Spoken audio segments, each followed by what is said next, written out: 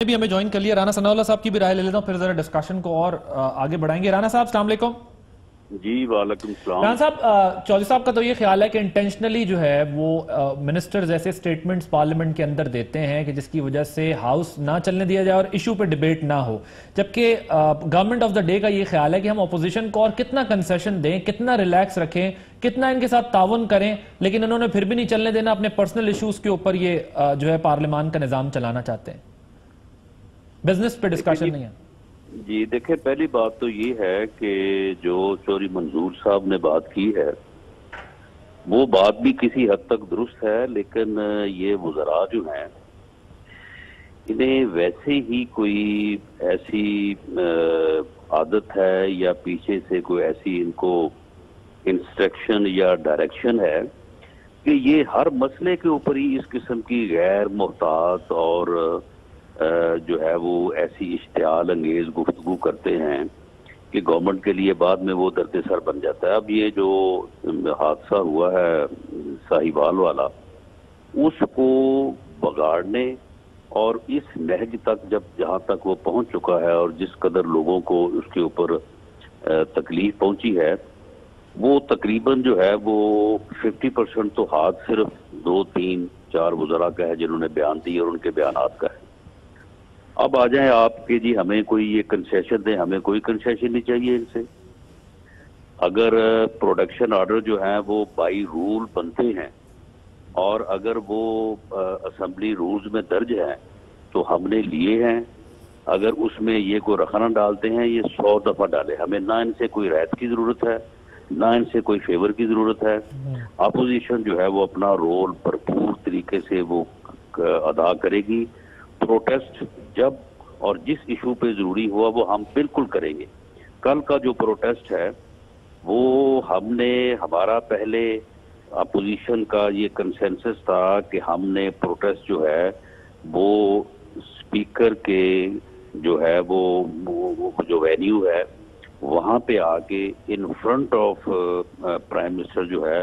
وہ کرنا ہے۔ اتنا بڑا ظلم ہوا ہے، اتنی بڑی جو ہے وہ زیادتی ہوئی ہے بے گناہ لوگوں کے ساتھ اور انہوں نے اس کو تماشا بنایا ہوا ہے۔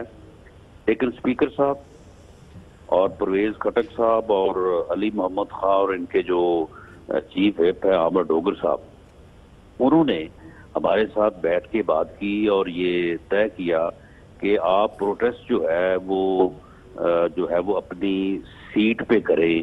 اور آگے آنا جو ہے وہ پھر بعد کا اوقات سکفل کی صورت اختیار کر جاتا ہے، بات بڑھ جاتی ہے۔ تو ہماری یہ ریکویسٹ ہے کہ آپ پروٹیسٹ کریں، آپ پروٹیسٹ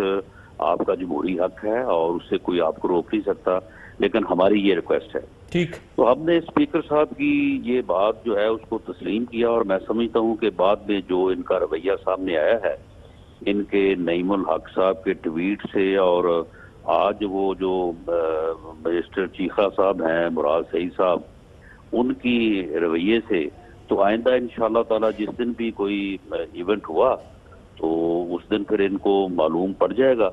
کہ یہ ہمیں کنسیشن دے رہے ہیں یا ہم ان سے رعایت چاہ رہے ہیں یا ہم اپنا جمہوری حق جو ہے وہ اس کو استعمال کر رہے ہیں۔ ٹھیک، آپ اسٹیٹ دس پوائنٹ وہ کہہ رہے ہیں کہ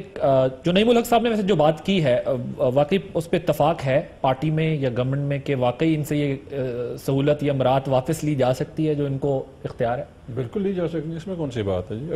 اگر اس طرح کا رویہ جو رانا صاحب کہہ رہے ہیں تو پھر حکومت کا بھی اختیار ہے، وہ اپنا اختیار ایکسرسائز کرے گی، اپنا اختیار ایکسرسائز۔ پروڈکشن آرڈر واپس لے لیں گے آپ؟ ہو سکتا ہے۔ اچھا